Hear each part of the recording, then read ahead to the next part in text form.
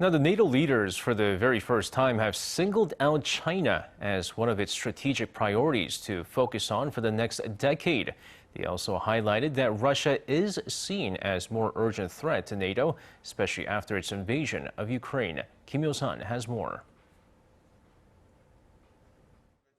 On the first day of the NATO Summit in Madrid, alliance leaders sent a strong message to Russia, calling the country a, quote, direct threat. It makes clear that Russia poses the most significant and direct threat to our security. The leaders condemned Moscow's cruelty in Ukraine.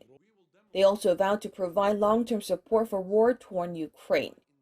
NATO's statement came as part of its new strategic concept, which was unveiled Wednesday.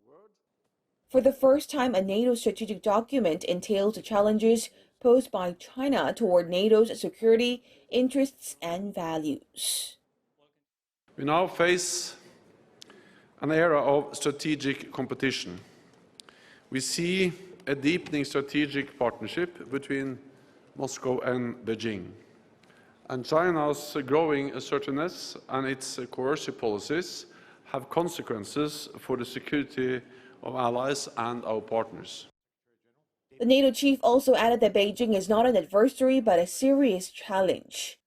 While previous strategic documents had directed harsh language against Russia, China had never been mentioned before.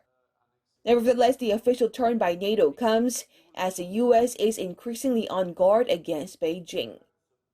Meanwhile, during the summit, U.S. President Joe Biden announced that Washington is bolstering its military presence in Europe to respond to what he called a changed security environment. This, he said, includes establishing a permanent presence in Poland.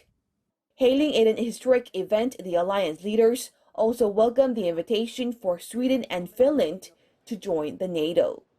Hyo-sun, Arirang News.